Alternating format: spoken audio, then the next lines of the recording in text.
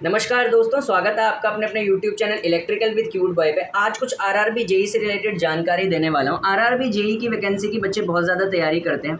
आजकल तो वैकेंसी आई नहीं है, लेकिन फ्यूचर में ज़रूर आएगी। ठीक है, ज़रूर वैकेंसी आएगी। लेकिन उससे रिलेटेड कुछ आज आरआरबी जेई के बारे में भी जानकारी देना चाहता हूँ, क्योंकि आरआरबी जेई के बारे में भी जो नॉलेज है, पेपर रिलेटेड तो बहुत है, लेकिन जॉब प्रोफाइल रिलेटेड थोड़ी कम है, जिसकी वजह से बच्चों का इंटरेस्ट आरआरबी जेई में खो रहा है। एक तो वैकेंसी आने की वजह से खो रहा है, लेट आ रही है, पर फिर भी जब भी कभी वैकेंसी आए तो आप थोड़ा मोटिवेटेड रहे।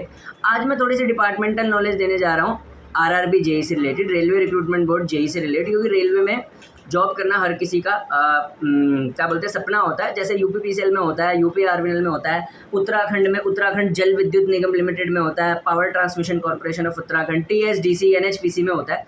इसी तरीके से हर इलेक्ट्रिकल इंजीनियर का सपना आरआरबी जेई में भी काम करने का होता है। ठीक है, तो आज हम आरआरबी जेई की जॉब प्रोफाइल के बारे में बात करेंगे। आज हम बात करेंगे आरआरबी जेई की जनरल सर्विसेज जॉब प्रोफाइल के बारे में, जो सबसे बेस्ट में मानी जाती है आरआरबी जेई में। ठीक है, सबसे पहले मैं बता देता हूँ, जब भी कभी आरआरबी जेई का बंदा एग्जाम क्वालिफाई करता है, तो आरआरबी जेई का एग्जाम क्वालिफाई करने का मतलब ये नहीं होता कि वहाँ पे जॉब प्रोफाइल जेई इलेक्ट्रिकल की एक रहेगी। आरआरबी एक डायनेमिक डिपार्टमेंट है, बहुत बड़ा रेलवे, उसमें बहुत ज़्यादा काम होता है, बहुत ज़्यादा मैन पावर, बहुत ज़्यादा लेबर, बहुत ज़्यादा वर्कर, बहुत ज़्यादा ऑफिसर्स, बहुत ज़्यादा सीनियर ऑफिसर्स की रिक्वायरमेंट होती है। यहीं से ही मेरे कंटेंट का पता चल जाता है तुम्हें कि ये बड़ा ज़बरदस्त बताएगा, कुछ भी बताएगा। तो मैन पावर ज़्यादा, डिपार्टमेंट जब बड़ा। ठीक है, तो ये नहीं है कि जेई इलेक्ट्रिकल निकल के आप सिर्फ कि आपको किसी रेलवे के सब स्टेशन में भेज देंगे, ऐसे नहीं। जेई की जॉब भी वहाँ पे डायनेमिक है, वाइड रेंज ऑफ वर्क सीखने को मिलता है। ठीक है, तो उसमें से ना आपको चॉइस दी जाती है कि आपको किस डिपार्टमेंट में काम करना है। फिर फर्दर रेलवे फर्दर डिपार्टमेंट्स में बटा हुआ है। जनरल सर्विसेज का डिपार्टमेंट उसका अलग होता है। आज मैं बताऊंगा जनरल सर्विसेज का जेई कौन सा होता है और उसका काम क्या होता है। ठीक है, फिर एक टीआरडी होता है।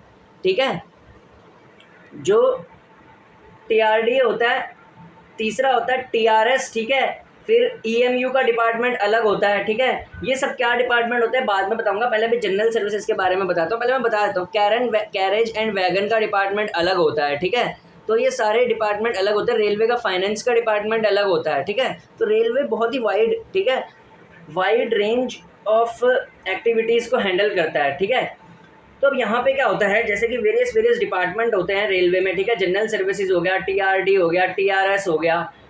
ठीक है, और क्या बोलते हैं वैगन एंड कैरेज का हो गया। ठीक है, और रेलवे के ट्रैक्शन सबस्टेशंस अलग होते हैं। ठीक है, तो यहाँ जूनियर इंजीनियर की जॉब लगती है रेलवे जेई का पेपर क्लियर करने के बाद। अब आज का जो टॉपिक है वो है कि जनरल सर्विसेज में जेई की जॉब प्रोफाइल क्या होती है। आरआरबी जनरल सर्विसेज, देखिए आरआरबी जनरल सर्विसेज जो होती है ना जेई, ये सबसे बेस्ट पोस्ट मानी जाती है। वर्कलोड, वर्क लाइफ बैलेंस इन सबके हिसाब से। ठीक है, और हैक्टिक भी नहीं होती ज़्यादा। होता क्या है, जनरल सर्विसेज का क्या मतलब होता है, देखो रेलवेज जो होते हैं ना, उनका एक अपना स्टेशन होता है। ठीक है, वो स्टेशन मीडियम भी हो सकता है, बड़ा भी हो सकता है। ठीक है, तो रेलवेज के जो स्टेशन होते हैं ना, इन पर जितनी लाइटनिंग ल्यूमिनरीज लगी होती है ना, इन सब का जो रखरखाव देखता है ना, वो जनरल सर्विसेज का जेई देखता है। मैंने क्या बोला, स्टेशन पे जितनी लाइटनिंग लगी होती है, ठीक है, जितनी वहाँ पे लाइटनिंग की सारी ल्यूमिनीज है, जितना लाइटनिंग का वर्क है स्टेशन पे। ठीक है, और स्टेशन के अंदर जो बाकी सारे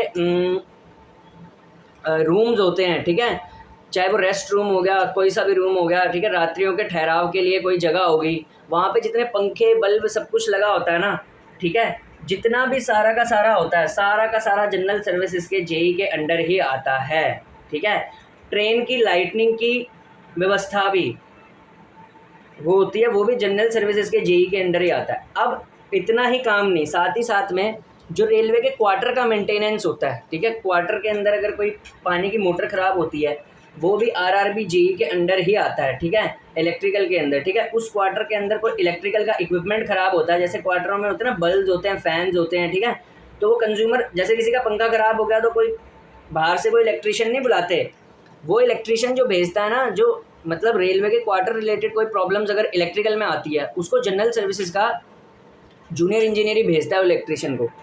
तो आपको समझ आ गया होगा कि जनरल सर्विसेज इसीलिए इसका नाम दिया हुआ है इलेक्ट्रिकल इन जनरल, यानी कि जो आम आदमी से रिलेटेड सर्विस है इलेक्ट्रिकल इंजीनियरिंग की। ठीक है, वहाँ पे जनरल सर्विसेज का जेई रिक्रूट किया जाता है। ठीक है, स्टेशन की लाइटनिंग को, कोचेज़ की लाइटनिंग को, साथ ही साथ में जो क्वार्टर की मेंटेनेंस होती है, रख रखाव होता है इलेक्ट्रिकल से रिलेटेड, ठीक है, वो सारा का सारा जनरल सर्विसेज के जेई के अंडर ही आता है, ठीक है।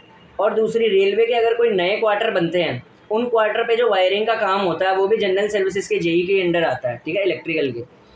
तो जनरल सर्विसेज के जेई के अंडर अब स्टाफ क्या क्या होता है, देखिए जनरल सर्विसेज के जेई का जो काम होता है बेसिकली वो सुपरविजन का होता है। अब इसके अंदर स्टाफ क्या क्या होता है, तो दोस्तों जनरल सर्विसेज का जो जेई होता है इसके अंदर जो स्टाफ होता है इसमें 40 से 50 आपके अंदर टोटल मिला के आपके अंदर टेक्नीशियन हेल्पर होंगे, ठीक है, और इलेक्ट्रीशियन होंगे जो टोटल 40 से 50 होंगे, ठीक है। साथ ही साथ में कुछ 10 से 12 कॉन्ट्रैक्टर जो होता है, ठेकेदार जो होता है, उसकी लेबर भी होती है आपके साथ, ठीक है।